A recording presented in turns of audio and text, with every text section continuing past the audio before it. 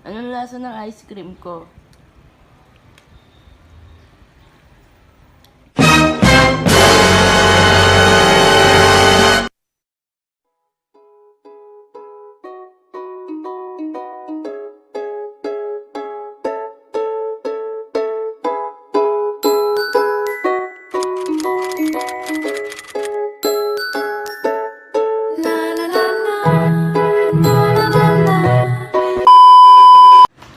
Hi guys! Ano sasabihin namin? Ngayon. Hi guys! Ito yung unang vlog namin na aware kami na binablog talaga namin. Kasi yung kung di nyo pa napapanood yung unang in-upload namin, yung sa Palawan Adventure, wala talaga kaming balak na i-vlog yun. Ngayon, itatry namin na mag-vlog na aware kaming dalawa. Kaya, anong gagawin natin? So, ngayon gagawa kami ng ice cream, homemade ice cream, gamit flavor ng Kopiko at saka Eden. Cheese. Gagawin namin para siyang, hindi naman siya competition, pero hiwalay kami ng flavor para parehas kami gumagalaw. Yun! Let's go!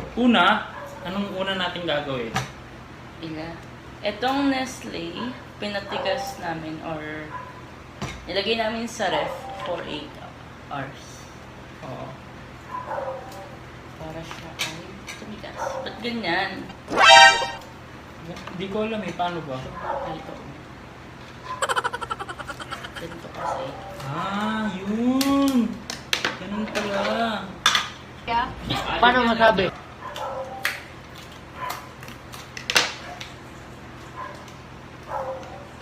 Nga pala guys, alam nyo ba yung ginagawa namin?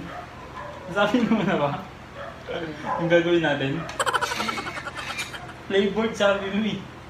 Ice cream sabi ko. Kapag may dito, emote yung Gagawa Gagawa ko homemade. Gagawa kami ng homemade Ice cream. ice cream! Dapat side din natin. Sayang. Kasi sayang. Kita nyo kung paano namin side din. A few moments later. Ang oras ngayon is 1:20 na ng madaling araw.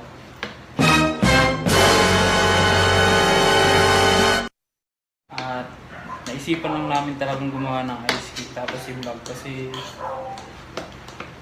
parang di na ako nakakatikim na ng ice cream. Baliktad tayo eh. Nagtatama ko na. Switch!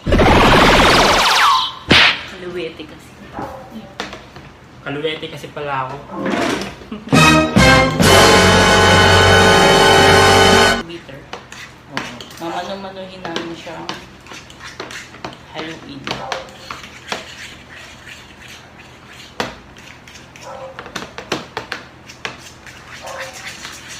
Ano yung cue para alam na natin na okay na yung Nestle Cream? Doon. Pag kumapal na daw yung pag naging medyo foamy na. Yun guys, alam niyo na. Para alam natin kung para malaman natin na okay na yung Nestle Cream kapag kumapal na yung texture niya. 2,000 years later. Kakangalay. Ganyan po talaga siya guys, mabilis siya mangalay.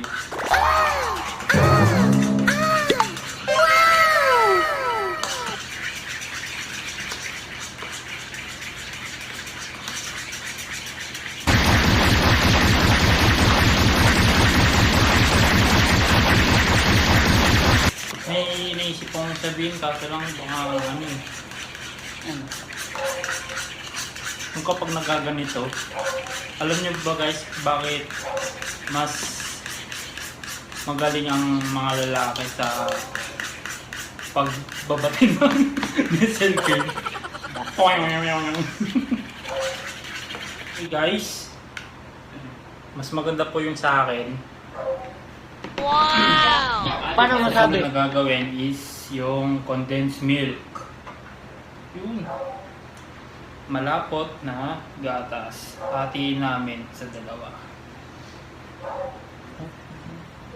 Ovuvue vuavue onye tue nwevue ugbemu gwem osas. Ovuvue vuavue onye tue nwevue ugbemu gwem osas. Sasaidin po namin dahil sayang. Paborito ko to ng bata eh. Pinapapak ko to eh. Wow! Oo nga, masarap to eh.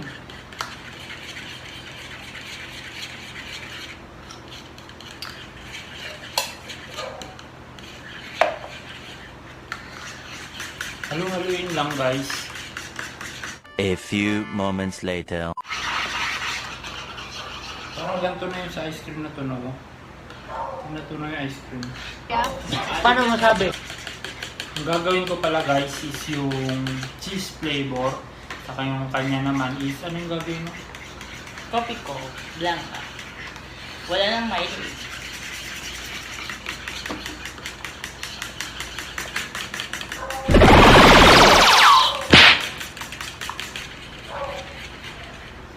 Okay na to.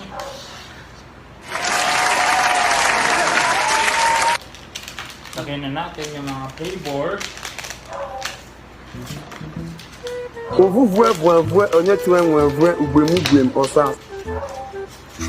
Ovuvue vuavue onye tue nwevue ugbemu gwem osas.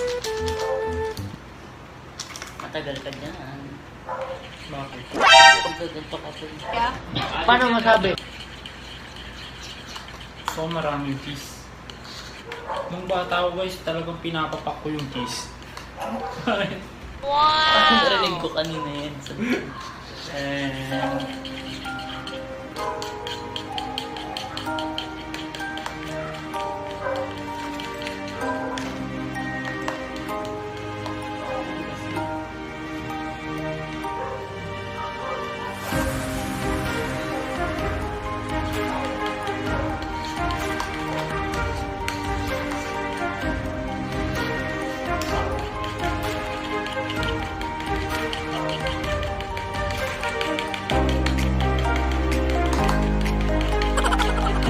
Kinain mo?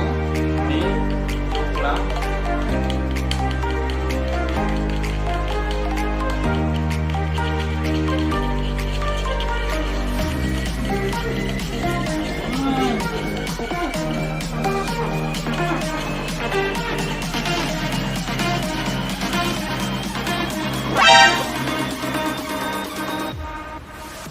Kinain mo?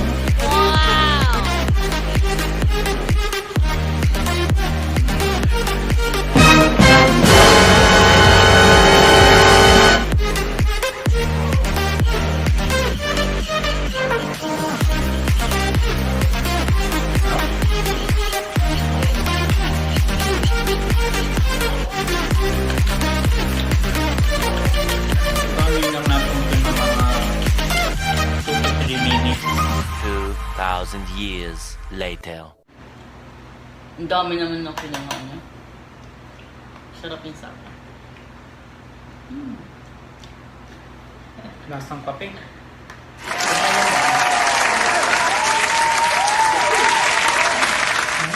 Yummy. Lasang cheese. Ano lasa? Eden. Lasang Eden. Lasang Nestle. Baliw.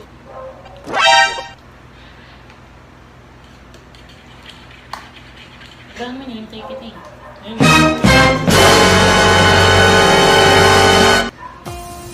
Alright. So after nun, lagay nyo na siya sa lagayan. Wow. Ito sa akin. Tadaan! Coffee!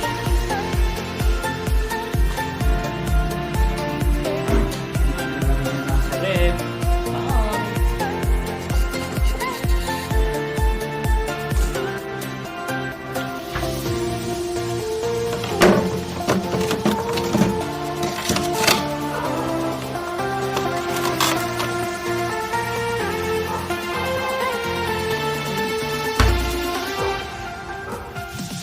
2.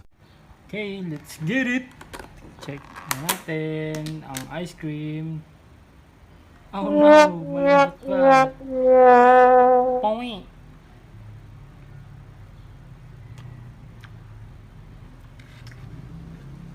Lambot pa? May isa kaya? Tingnan ko siya kung malambot din to.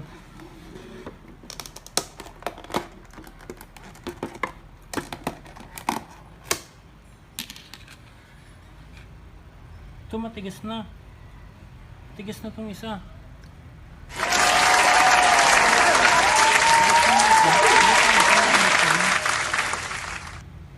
Ice cream.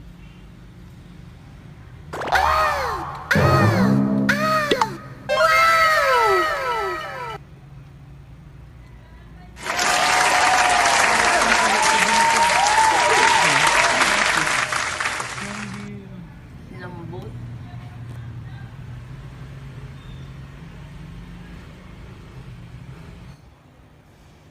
Anong lasa ng ice cream ko? Pwede na. Mas masarap rin yung cheese. Di naman matigas. Gusto mo?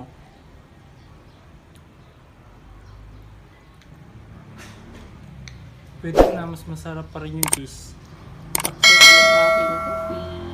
Ice cream.